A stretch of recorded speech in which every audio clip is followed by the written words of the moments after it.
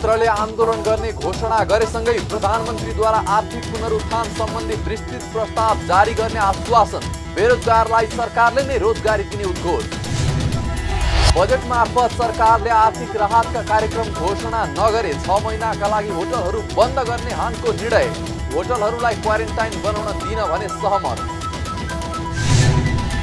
र सन् 2020 सम्म देशभर ब्रोडब्यान्ड इन्टरनेट सेवाको पहुँच पुर्याउने सरकारी योजनामै सीमित। 43% काम अझै सम्पन्न हुन बाँकी। बुबाले के भएको मामु, केही बोल्नुस् न। बुहारी यता आऊ न। क्यान्सर भन्नुहुन्छ डाक्टरले।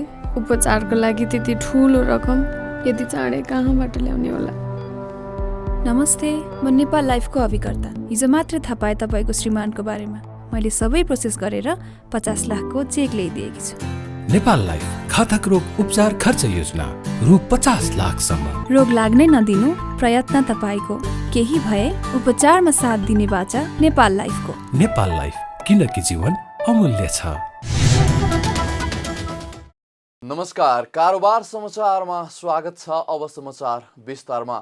प्रधानमन्त्री केपी शर्मा ओलीले निजी क्षेत्रका लागि आर्थिक पुनरुत्थान सम्बन्धी विस्तृत प्रस्ताव जारी गर्ने आश्वासन दिनुभएको छ। यसअघि राष्ट्रपति विद्यादेवी भण्डारीले प्रस्तुत गर्नुभएको सरकारको आगामी आर्थिक वर्षको नीति तथा कार्यक्रममा निजी क्षेत्रले पेश गरेको सुझाव सम्बोधन नभएको भन्दै आन्दोलनमा जाने चेतावनी दिएसँगै प्रधानमन्त्री ओलीले राहतको प्याकेज घोषणा गर्ने आश्वासन दिनुभएको हो।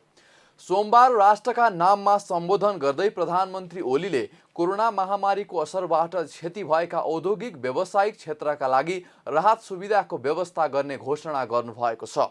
उहाँले शिथिल बन्न पुगेको अर्थव्यवस्थालाई दुरुस्त गर्न आवश्यक आर्थिक पुनरुत्थान सम्बन्धी विस्तृत प्रस्ताव अर्थ मन्त्रालयले छुट्टै जारी गर्ने भन्दै राहत सुविधाको व्यवस्था सरकारले गर्ने बताउनुभयो।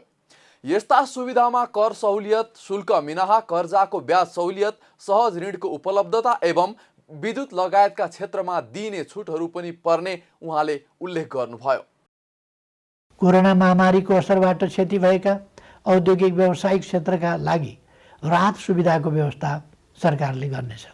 यस्ता सुविधामा कर सहुलियत, शुल्क मिनाहा, कर्जाको ब्याज सहुलियत, सहज ऋणको उपलब्धता एवं विद्युत लगायतका क्षेत्रमा दिइने छुटहरू पर्नेछन्। प्रधानमन्त्री ओलीले नियन्त्रणको सीमाभित्र रहन सक्ने थप उद्योगहरूलाई सञ्चालनको अनुमति दिने पनि बताउनु भएको छ। उहाँले काममा आउने आफ्ना श्रमिकलाई समुदायमा छ्यासमिस नहुने प्रबन्ध गर्ने शर्तमा कोरोना परीक्षण गरी प्रशासनको निगरानीमा उद्योग व्यवसाय सञ्चालन हुने स्थानमा ल्याउने प्रबन्ध मिलाउने बताउनुभयो।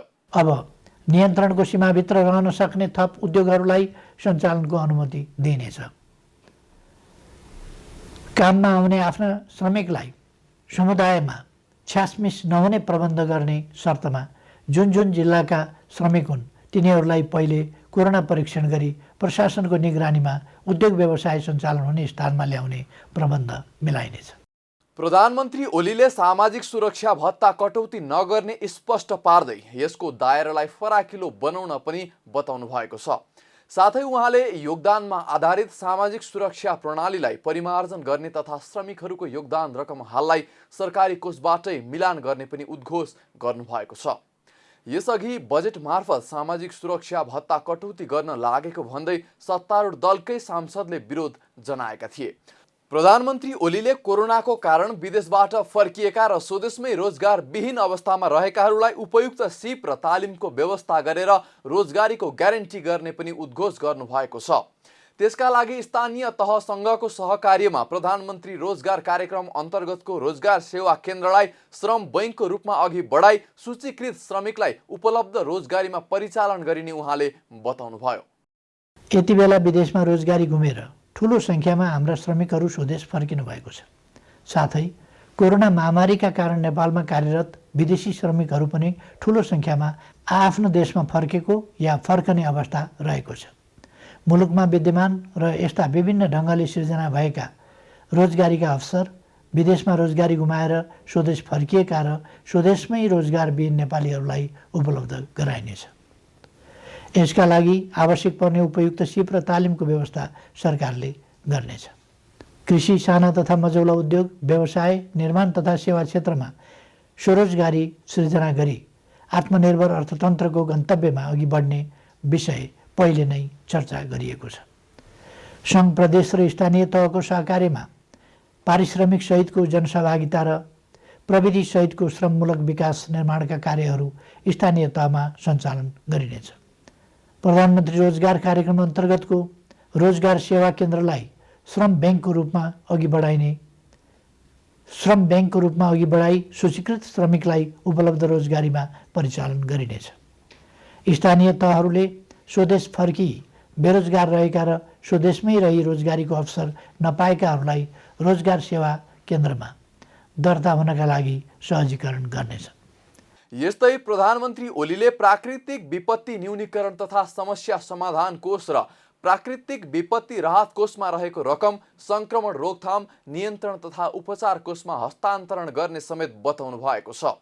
उहाँले कोरोना भाइरसलाई नेपाल र नेपालीले पराजित गर्नेमा विश्वास व्यक्त गर्दै कुल जनसङ्ख्याको कम्तीमा 2% परीक्षण विस्तार गर्ने योजना रहेको पनि सुनाउनु भयो।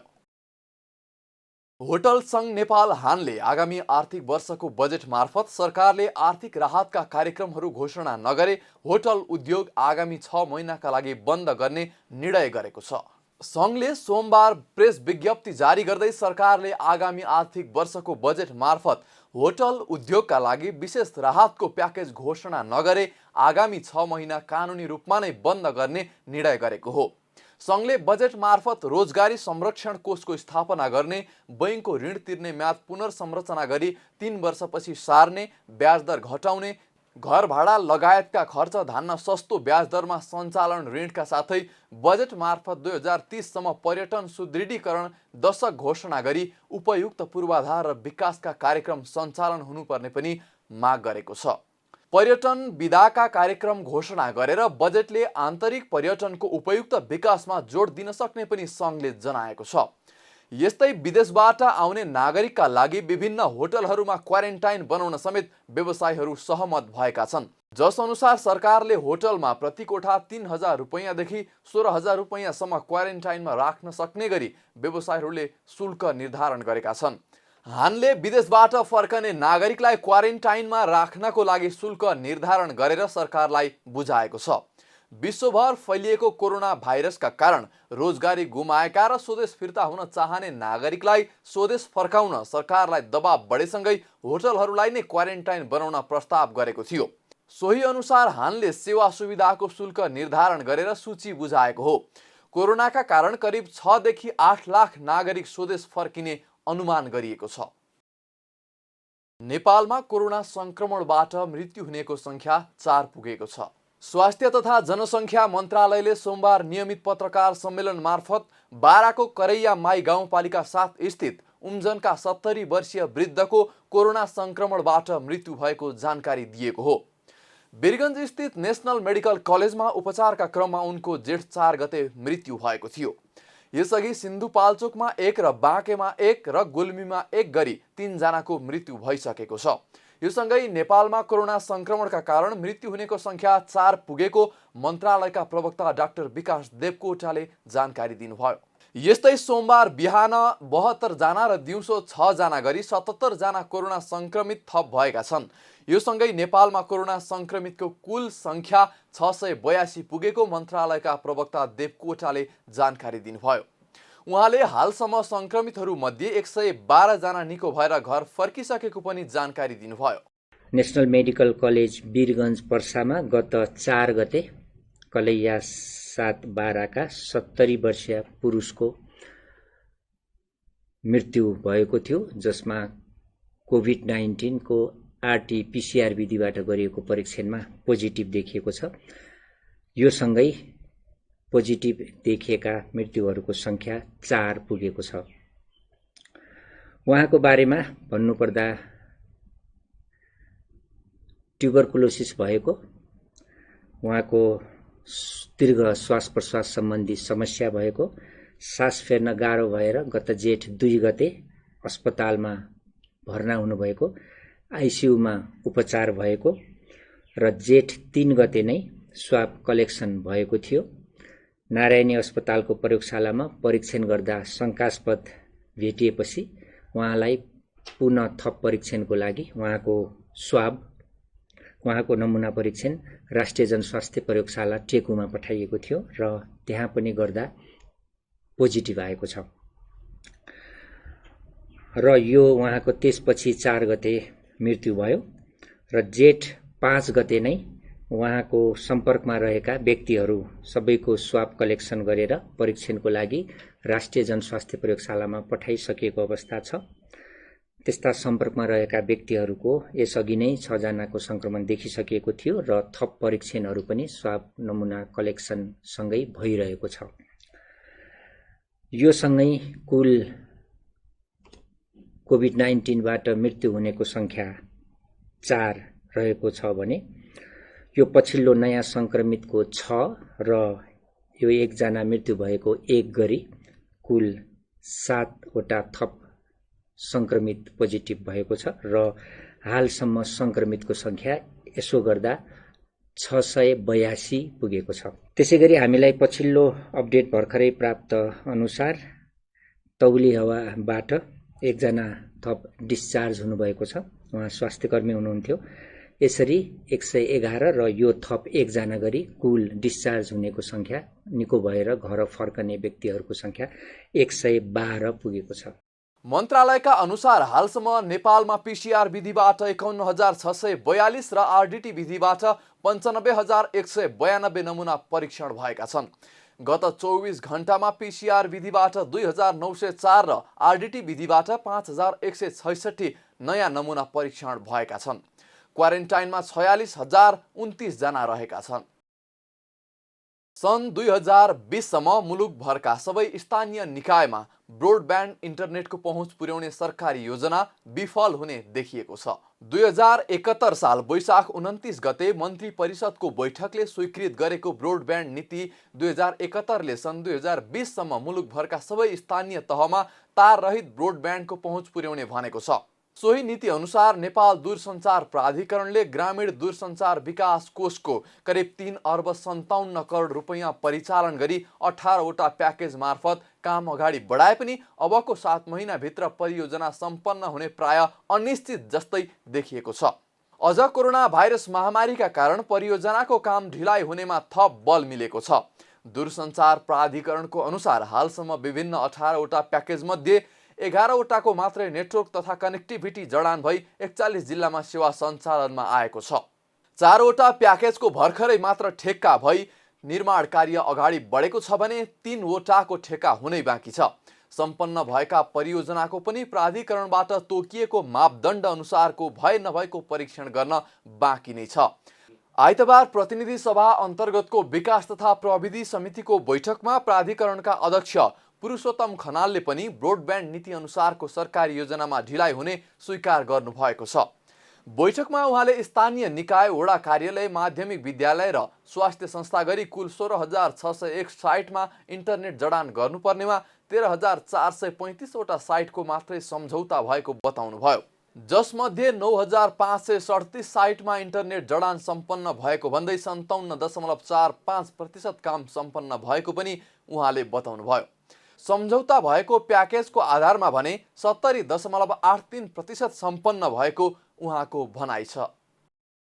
18 वटै प्याकेजमा जम्मा स्थानीय निकाय चाहिँ 701 वडामा जडान गर्नुपर्ने थियो। 753 मध्ये वडा कार्यालय 5952 वडा थियो, माध्यमिक विद्यालय 5597 वडा र स्वास्थ्य संस्था 4351 वडा मध्ये गरी 16601 साइट जडान गर्नुपर्ने थियो। त्यसमध्ये सम्झौता भएको साइट चाहिँ 13465 वटा साइटको हामीले सम्झौता गरिसक्यौँ।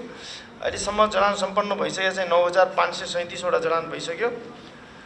जडान गर्न बाँकी 7064। यो इन्टरनेट जडान सम्पन्न प्रतिशत कुलमा चाहिँ 57.45% भयो। अनि सम्झौता गरेको आधारको प्रगति प्रतिशत चाहिँ 70.83% रहेको छ। मुलुकभरका सबै स्थानीय तहमा ब्रोडब्यान्ड इन्टरनेटको पहुँच पुर्याउने परियोजनामा 3 अर्ब 57 करोड 56 लाख 82 हजार रुपैयाँ बराबरको सम्झौता भइसकेको छ।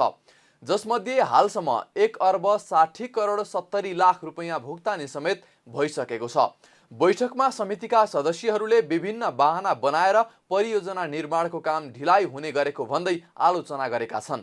उनीहरूले कर्णाली लगायतका क्षेत्रमा जनताले हेल्लो भन्न कहिले पाउँछन् भनेर प्रश्न समेत गरेका छन्। निर्धारित समयभित्र अब काम सम्पन्न गर्ने त सम्भावना छैन, तर अब हामीले यो काम अझ चाँडो सम्पन्न गर्नको लागि यसमा के कस्ता समस्याहरू रहे र समितिले के यो बाटो फकाइदिनु पर्यो त्यो स्पष्टताका साथ आज मन्त्रालय आउनु पर्थ्यो, प्राधिकरण आउनु पर्थ्यो र सेवा प्रदायक टेलिकम हामीलाई यो समस्या पर्यो र हामीलाई आज समितिले त्यो बाटो फकाइदिनु पर्यो भन्ने हिसाबले यो उपस्थित हुन्छ होला भन्ने मैले सोचेको थिएँ। तर समस्याको रूपमा अन्तर मन्त्रालय त्यस पनि भौतिक मन्त्रालयले चाहिँ अनुमति नदिएको र एकीकृत अनुमति पाउनु पर्ने मात्र समस्या आएको छ, अरू खासै समस्याको रूपमा यहाँ प्रस्तुत भएको छैन। यसको अर्थ अझै पनि समस्या छैन भन्ने यहाँको प्रस्तुतिबाट यो बुझिन्छ। हुने जनता कर्णालीका जनता प्रदेशका जनताहरूले हेलो पनि कहिले गर्न पाउँछन् यो चाहिँ आजै तपाईँहरू मलाई जवाफ दिनुपर्छ। पुरानो लैगो भने लैगो होइन भने त हेलो गर्न त पाउनु पर्यो नि। समितिमा के छ अप्ठ्यारो, तपाईँहरूलाई अप्ठ्यारो परेको के छ भन्नुहोस्। समितिले यो हामीलाई यो अप्ठ्यारो पऱ्यो तपाईँहरूले यो गरिदिनुहोस् भन्नुहोस् न, समिति त तयारै छ। यस्तै बैठकमा समितिका सदस्यहरूले विदेशी निर्माण कम्पनीले मात्रै ठेक्का प्रक्रियामा समावेश हुन पाउने व्यवस्थालाई सार्वजनिक खरिद ऐन संशोधन गरेर भए पनि सच्याउनु पर्ने पनि बताएका छन्। कारोबार समाचारमा अब सुन चाँदी र तरकारीको थोक मूल्य तथा विदेशी विनिमय दर सम्बन्धी जानकारी।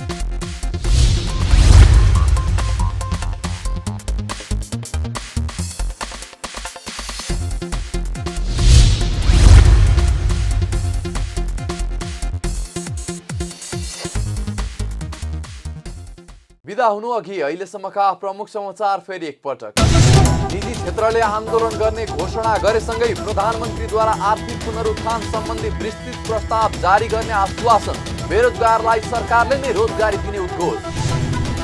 बजेट मार्फत सरकारले आर्थिक राहतका कार्यक्रम घोषणा नगरे 6 महिनाका लागि होटलहरू बन्द गर्ने हानको निर्णय, होटलहरूलाई क्वारेन्टाइन बनाउन दिन भने सहमत। र सन् 2020 सम्म देशभर ब्रोडब्यान्ड इन्टरनेट सेवाको पहुँच पुर्याउने सरकारी योजनामै सीमित, 43% काम अझै सम्पन्न हुन बाँकी। कारोबार समाचार सकियो। हामीलाई बिदा दिनुहोस्। नमस्कार।